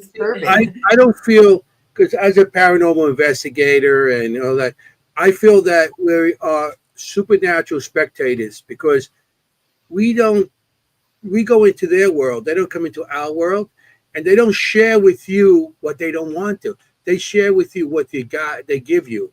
And they're not going to give you something. You're not going to say, oh, well, I got it. No. They gave it to you. That's their gift to you. Right. Right. As a spirit, sketch artist, a spiritual sketch artist, that's how I feel. They come to me for me to put them on paper. Draw them. And that's their way of contacting me. And I say I give a face to the dead, because that's what I'm doing. I'm actually giving them a face that, as don't always get anything on audio. You don't get anything on video. You don't always get pictures. This is the way they come to me and they show themselves. And I feel that they're actually giving us a gift to actually present themselves. And like also with me, also to present their story or something, how they are feeling at their moment of what they're giving to me. And that's how I feel like all psychics and mediums are. They actually come to you and they give you that gift of what they want and what they want to share, or who they want to contact, or anything they want. So that's why I call it a supernatural spectator, more than I'm an investigator or a researcher, but the spectator is what we are. We're spectating in their world. They're not coming to our world. We're entering their world. So that's how I feel with that, Yeah, for sure. Like definitely a different thing when you're investigating, because of course we get a lot of residual energy, and people don't understand, but they don't see, hear. We can just we're non-existent to that spirit. They're just residual. They're just there over and over.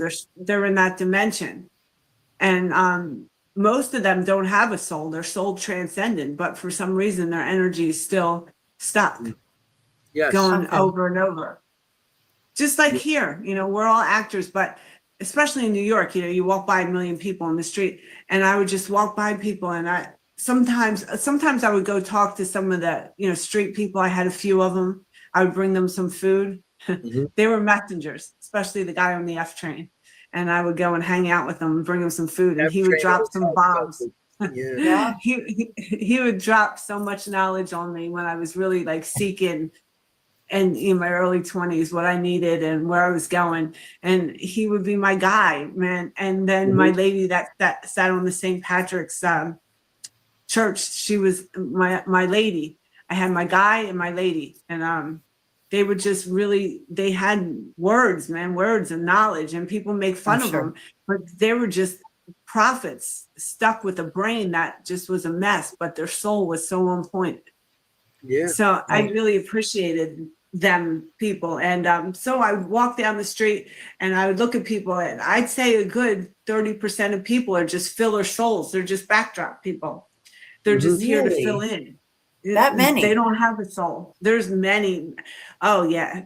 Wow. I worked down by I was part of the team that helped put up Tower 4, Tower 3, Tower 1, and the underground.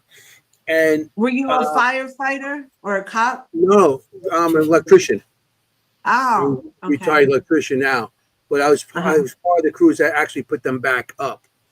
Those buildings. I didn't put them out. I put them up. And it was always something there. I always had activity there, and people came to me because I know what I did. They come to with the activity of what they've seen and stuff. But the one time, it was around the anniversary of my mom passing, and I'm walking down towards the what do you call it? Fulton Street to get on the train there and go. Right. And I'm walking, and I see my mother walking towards me. No way. And I'm like, Ma, and the face changed. It was somebody else. Wow. But it was my mother's face. And I was like, Ma, and then the face changed. And I was like, wow. You That's know, a blessing. You know, I seen her face because every time around her passing, I see something or she comes to me and somehow, because her birthday is the day before she passed. She was born on January 31st and she died on February 1st. So it was like the day after. She was 72 years old when she passed, and she was happy that she made it to that. And wow. Around the dates, I always have, my brother also has stuff that he sees or feels. My mother's around all the time. That's crazy. But it's crazy. I was just walking and I was with somebody else and I said, Ma, like that. And the guy with me goes, what? Like, Oh my goodness. like, oh so no, I thought I seen somebody I knew, and it's like, a visit. It was like she came towards, she was walking through the crowd towards me. That's so cool. And then she got closer, her face changed to what the person that was there. But it was my mother's face that whole time until she got closer. Amazing. I mean, and what a special thing, though. Yeah. Was that, like, what a nice visit. Wow. Yeah. Was that down experience? That was down by down in that end of Manhattan. Right, the whole thing, yeah. Because the energy, she used that energy to present herself to you. Yes. She probably drew on all that energy because it takes so much stuff energy. Down there happening. There's so much stuff that I've seen, experienced, and like I said, people heard because I was doing the underground there. I was doing all the security because I had a clearance for to help down there, and people, engineers and security, they all heard what I did.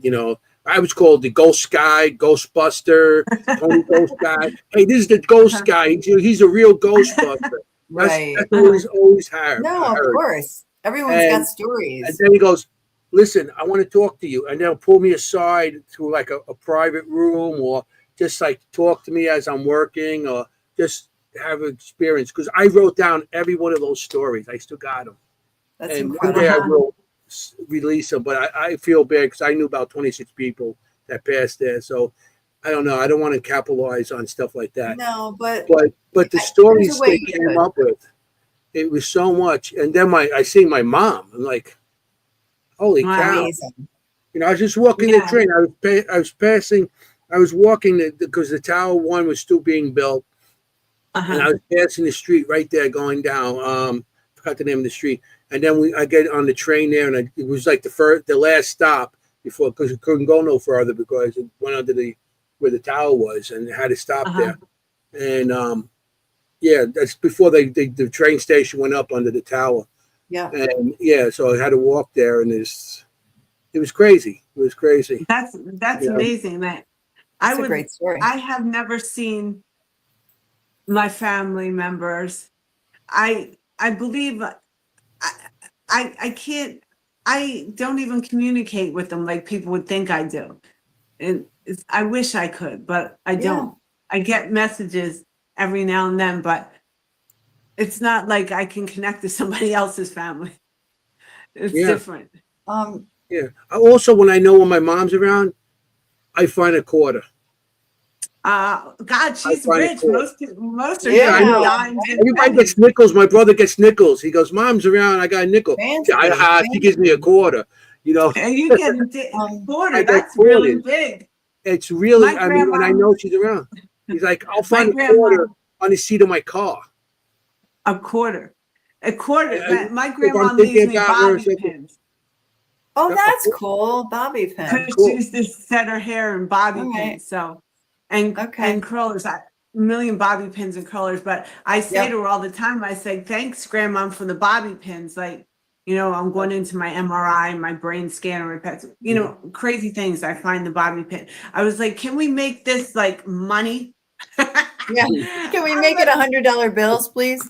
Yeah, no, exactly. Great for the bobby pins, Grandma. But let's up this a little bit. Up it a little bit. My brother I know gets we've got about 15 minutes, but you guys, I don't mean to interrupt you, but we have such good people in chat and they have good questions for you. So we like to let chat people ask you questions. If that okay? Is that okay? I can't see them, but so you're gonna read my So no, it's all good. So they're just they're having such a good time tonight listening to you and they're so interested. So we love the interaction, with your listeners. And you love that too, right? With the call-in show and stuff. Yeah, I love it.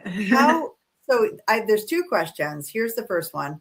How can we know if someone has their regular soul or a filler soul? How do you see that? What's the difference that you see? Oh, I can clearly see it. So, I mean, I'm just trained. It's like a job. You know what I mean? Like, your Anthony knows his wires. You know what I mean? Right.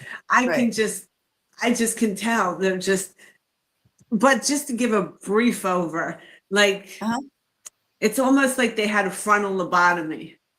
Oh. Like, it's hard. And when you look in their eyes, it's just like a dark hole.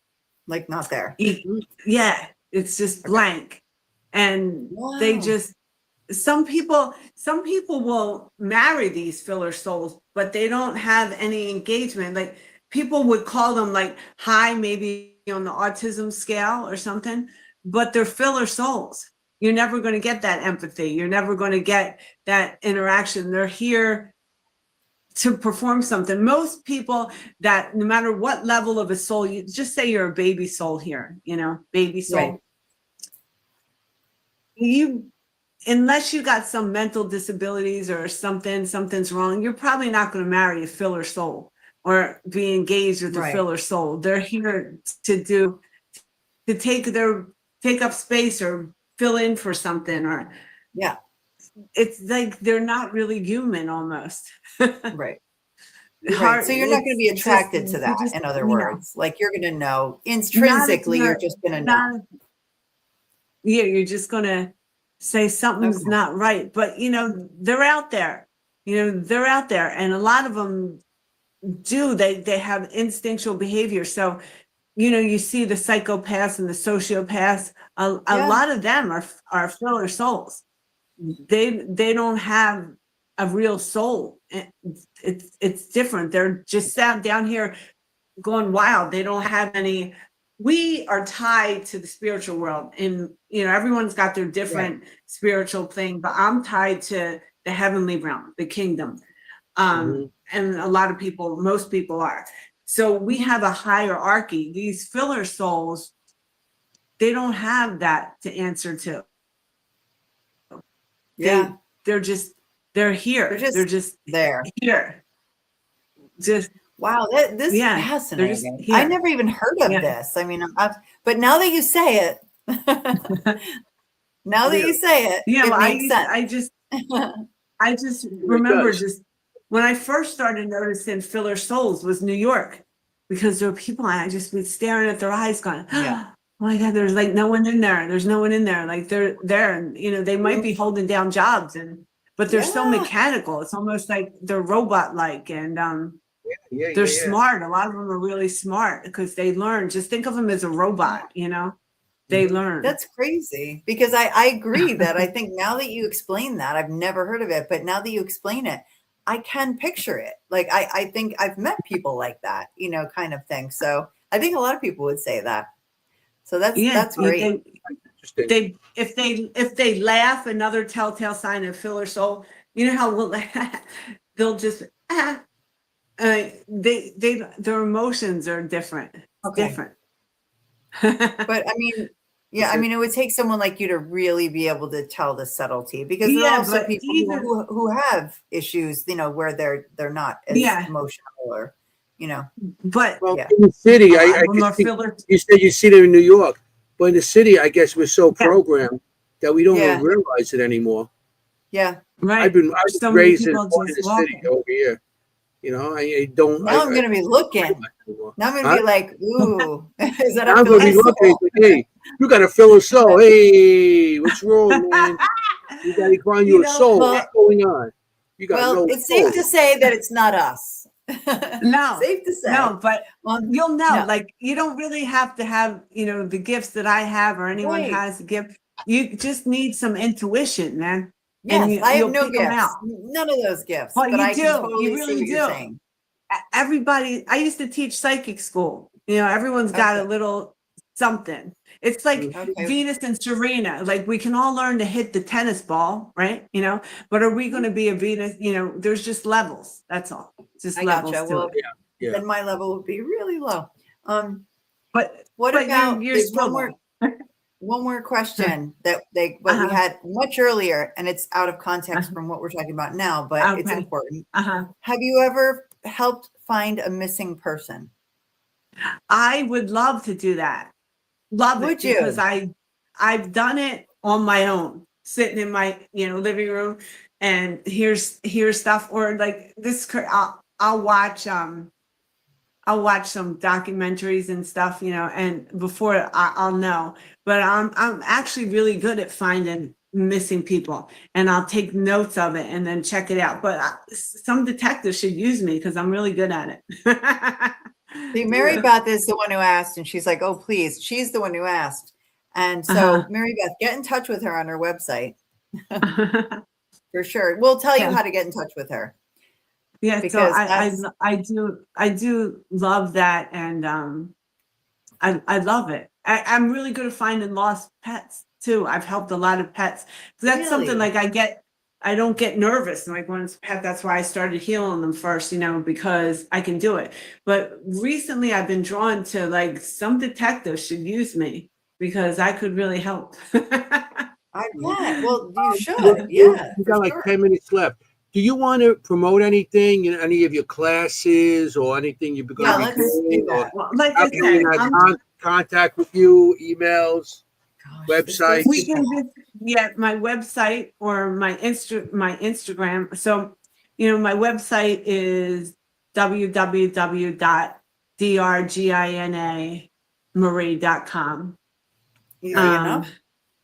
And then I got a bunch of Instagrams. I got, Dr. Gina, Dr. Gina Marie. That's my Instagram. This is my Instagram. You can see it. It's Dr. Gina Marie. Usually that Instagram tells it all, does it all, and tells it all. Then I got Gina from the Block, my regular Instagram. That's people know my real life and what I'm doing. And I got Alley Cat's Angels. That's my non-for-profit that helps people.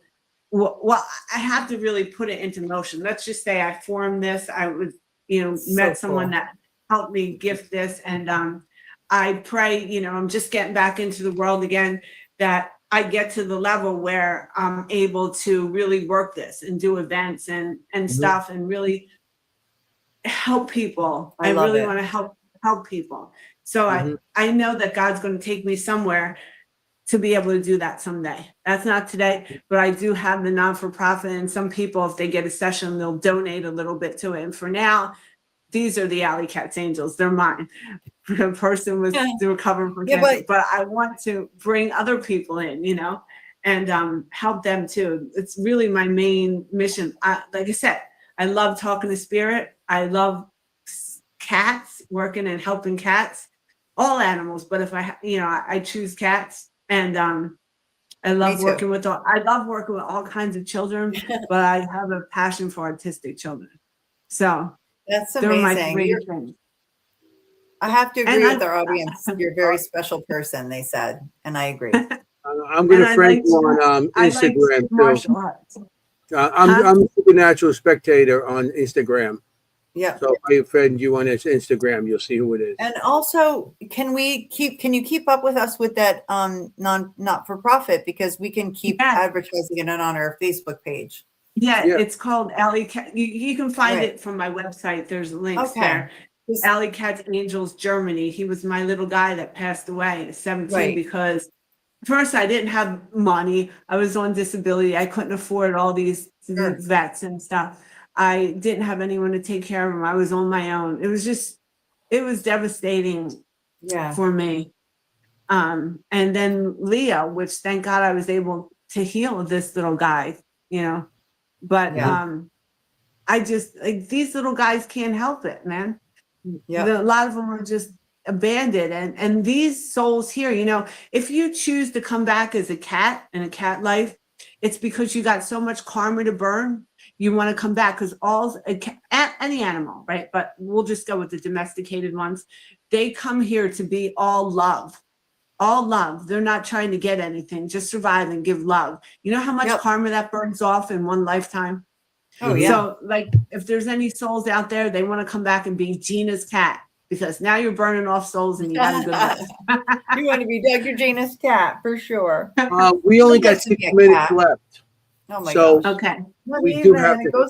Doesn't it go fast? It doesn't go fast. It goes so everybody's like 2 hours. We're like, I mean, we went through a blackout, a lightning storm, and you know, it was great. We solved the world's problems tonight.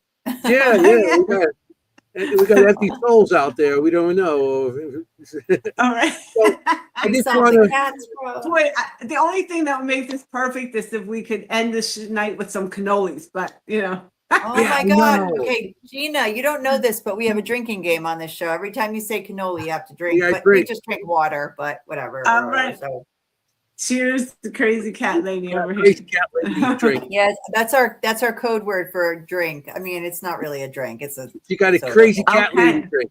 So I'm going to end the show, but don't go nowhere, okay? Yeah, hang we'll on. talk afterwards. Okay. So I want to thank you for coming. This was awesome. Please, we had a great time. Thank you so much. You know what I mean, Jenny was in her glory with the cats and everything. You know. No, it's fascinating. This was a fascinating show. So I knew it would be. Yeah. So I want to thank everybody for showing the audience. You guys had great questions again. Yeah. Thank you, everybody. Appreciate our audience. And without them, we wouldn't be here. Thank you. And thank you very much. I just want to tell everybody that if you're going to go out there to look for ghosts, if you want, you got to be safe. You got to be safe for anything you do because you want to look for ghosts. You want to be a ghost. Ciao, familia. Good night, everybody. Thank you for next week, everybody. Bye. Hey, how you doing?